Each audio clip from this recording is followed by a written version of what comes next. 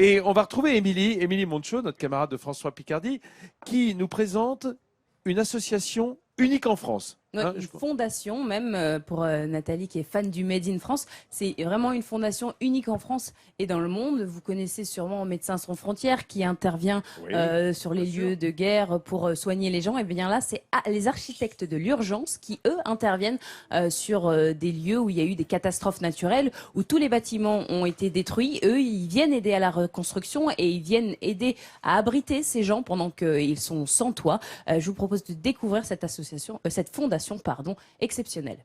Avril 2001, des milliers de Samariens sinistrés. C'est suite à cette tragédie qu'une association se crée à Amiens, son nom, Architectes de l'urgence. Elle veut venir en aide aux populations se retrouvant sans abri après une catastrophe. L'urgence médicale, on sait très bien la gérer, en France ça fonctionne très bien.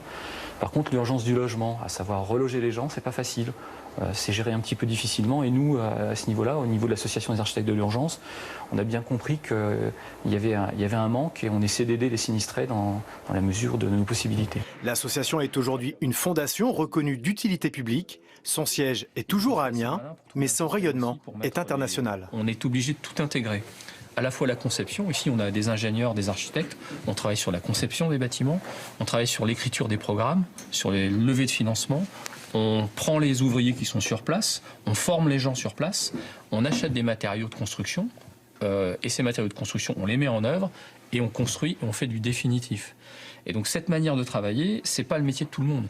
En Haïti, en Iran, au Pérou, au Pakistan ou ici en Indonésie, la priorité est donnée aux écoles et aux hôpitaux. Mais des maisons sont aussi reconstruites. 543 à Sumatra. Le plus important pour les architectes de l'urgence est le contrôle de la qualité. Et quand c'est ça, c'est pas bon. Et ça, c'est très mauvais en fait. Alors, ils vont démolir, ils vont recommencer, c'est comme ça que ça marche ici. Architectes de l'urgence intervient dans 21 pays, partout où l'habitat est indigne.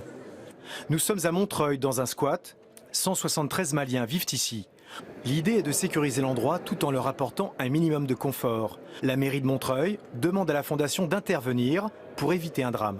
Ce qui est très compliqué au niveau juridique et en même temps, quand on prend les droits de l'homme de manière stricto sensu, on a quand même des gens à qui on doit produire un abri, c'est-à-dire ils doivent pouvoir être au moins abrités à peu près non seulement dignement, mais aussi de manière en sécurité, c'est-à-dire pas qu'on les mette à un endroit où ça craigne pour leur vie.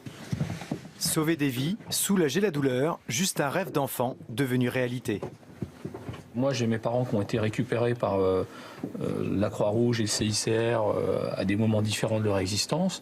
Donc je fais partie des gens qui sont, on est d'ailleurs assez peu dans le milieu humanitaire, qui sont des enfants de bénéficiaires.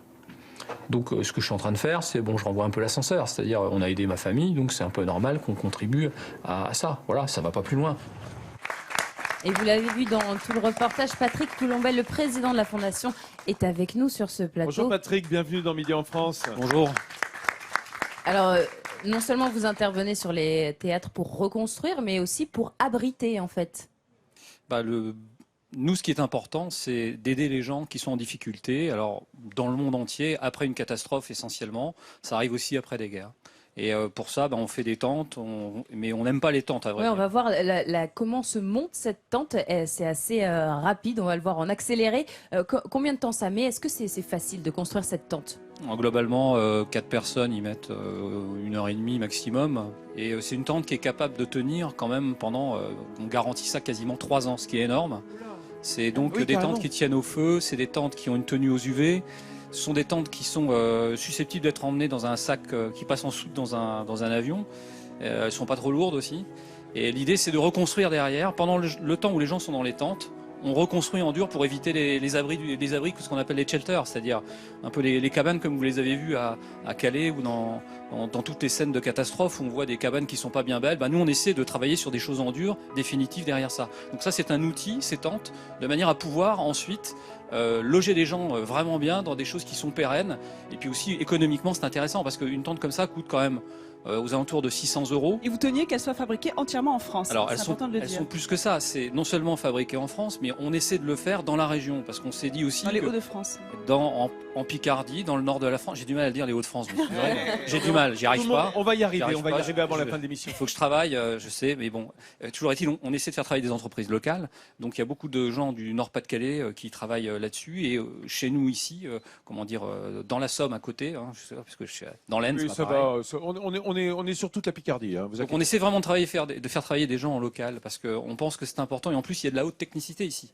Les tissus textiles, les textiles techniques, c'est pas anodin ici. Il y a beaucoup d'entreprises qui travaillent dans le textile. Il y en a beaucoup qui ont fermé. Il reste que quelques entreprises qui sont de haut niveau, qui font de la haute technologie.